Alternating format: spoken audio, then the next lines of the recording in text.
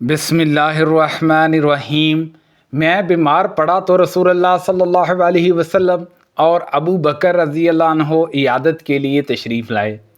ये दोनों बुज़ुर्ग पैदल चल कर आए थे। फिर अन हज़रत सल्लल्लाहु अलैहि वसल्लम पहुँचे तो मुझ पर बेहोशी तारी थी।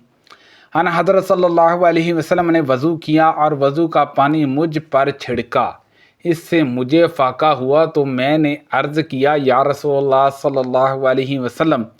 और बाज़ औक़ात सफ़ियान ने ये अल्फाज बयान किए कि मैंने कहा, या रसूलल्लाह सल्लल्लाहु अलैहि वसल्लम, मैं अपने माल के बारे में किस तरह फ़ैसला करूं, मैं अपने माल का क्या करूं।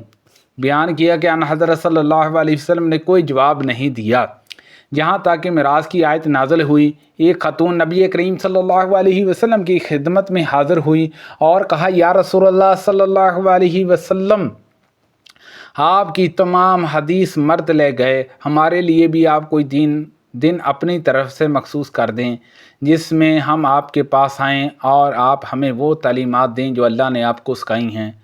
अन हज़रत सल्लल्लाहु अलैहि वसल्लम ने फरमाया कि फिर फ़लाँ दिन फ़लाँ जगह मौजूद जमा हो जाओ। चनाचे औरतें जमा हो गई। अन हज़रत सल्लल्लाहु अलैहि वसल्लम उनके पास आए और इन्हें इसकी तालीम दी जो अल्लाह ने आपको सिखाया था।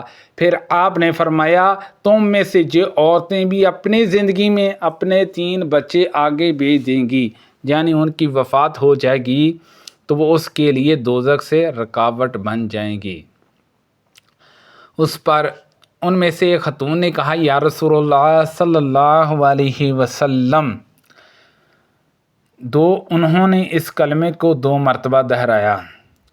फिर अन हज़रत सल्लल्लाहु अलैहि वसल्लम ने फरमाया, हाँ, 2 भी यही दर्जा रखते हैं।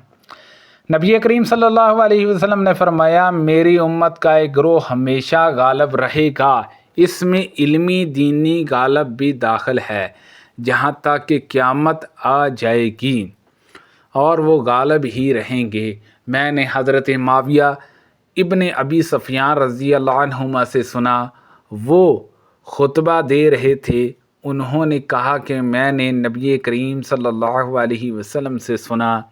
अन हज़रत सल्लल्लाहु अलैहि वसल्लम ने फरमाया कि अल्लाह जिसके साथ खैर का इरादा करता है उसे दीन की समझ अता फरमा देता है, और मैं तो सिर्फ तकसीम करने वाला हूँ और देता अल्लाह ही है, और इस उम्मत का मामला हमेशा दुरुस्त रहेगा जहाँ तक कि क़यामत क़ायम हो जाएगी।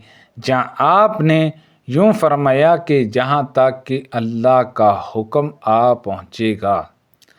जब रसूलुल्लाह सल्लल्लाहु अलैहि वसल्लम पर ये आयत नाज़िल हुई कि कहो कि उस पर कादिर है कि तुम पर तुम्हारे ऊपर से अज़ाब भेजे, तो अन हज़रत सल्लल्लाहु अलैहि वसल्लम ने कहा, मैं तेरे बाअज़मत बुज़ुर्ग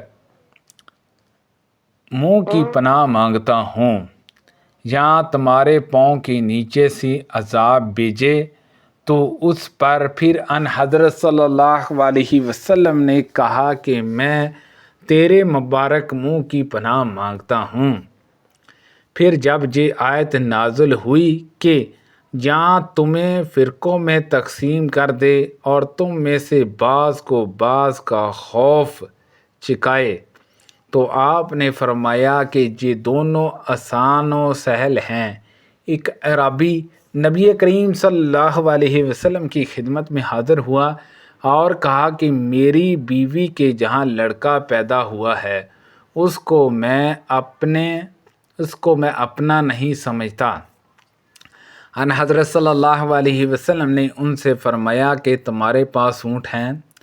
उन्होंने कहा हैं। दरियाफ्त फरमाया कि इनके रंग कैसे हैं? कहा कि सुर्ख हैं। पूछा कि इनमें कोई खाकी भी है? उन्होंने कहा, हाँ, उनमें खाकी भी है।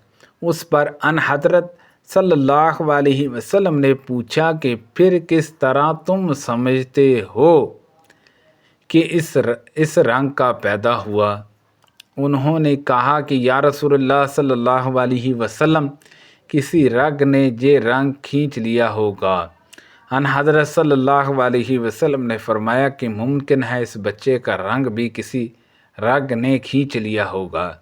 اور ان حضرت صلی اللہ علیہ وسلم نے ان کو بچے کے انکار کرنے کی اجازت نہیں دی۔ ایک خاتون رسول اللہ صلی اللہ علیہ وسلم کے پاس آئی اور عرض کیا کہ میری والدہ نے حج کرنے کی نظر مانی تھی اور وہ ادائیگی سے پہلے ہی وفات پا گئی، کیا میں ان کی طرف سے حج کر لوں؟ ان حضرت صلی اللہ علیہ وسلم نے فرمایا کہ ہاں، ان کی طرف سے حج کر لو۔ تمہارا کیا خیال ہے؟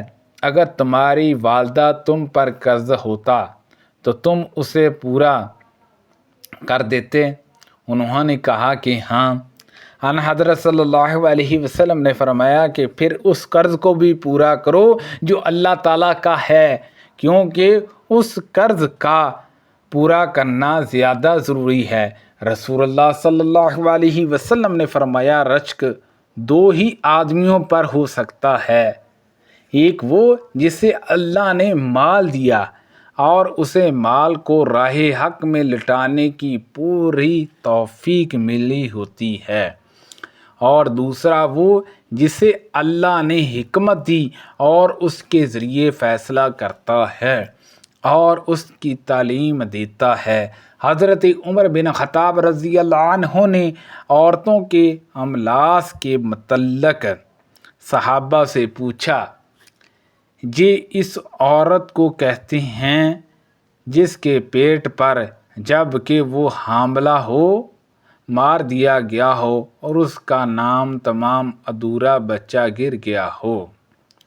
حضرت عمر رضی اللہ عنہ نے پوچھا، آپ لوگوں میں سے کس نے نبی کریم صلی اللہ علیہ وسلم سے اس کے بارے میں کوئی حدیث سنی ہے؟ میں نے کہا کہ میں نے سنی ہے۔ پوچھا، کیا یہ حدیث ہے؟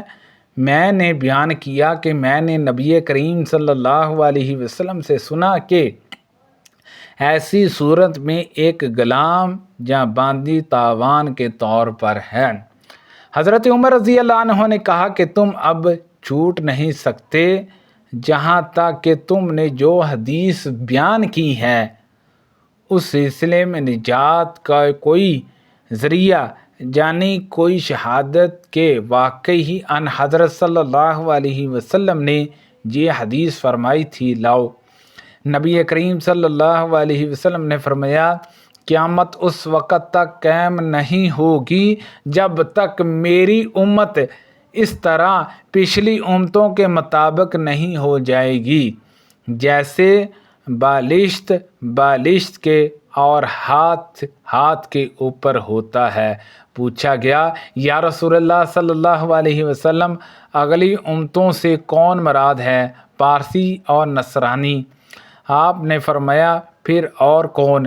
نبی کریم صلی اللہ علیہ وسلم نے فرمایا، جو شخص بھی ظالم کے ساتھ قتل کیا جائے گا اس کے گناہ کا ایک حصہ آدم علیہ السلام کے پہلے بیٹے حضرت قابیل پر بھی پڑے گا۔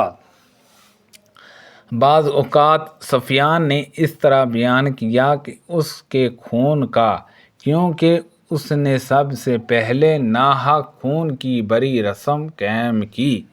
استغفر اللہ۔ سبحان اللہ عز و جل۔ اللہ پاک سے دعا ہے کہ اللہ پاک ان حدیثوں پر عمل کرنے کی توفیق عطا فرمائے۔ کو پڑھنے میں غلطی کوتاہی ہو گئی ہو اللہ پاک معاف فرمائے۔ اللہ پاک ہم سب کو صحت و تندرستی عطا فرمائے۔ کو پڑھنے میں غلطی کوتاہی ہو گئی ہو اللہ پاک معاف فرمائے۔ آمین بجاہ النبی الامین صلی اللہ علیہ وسلم۔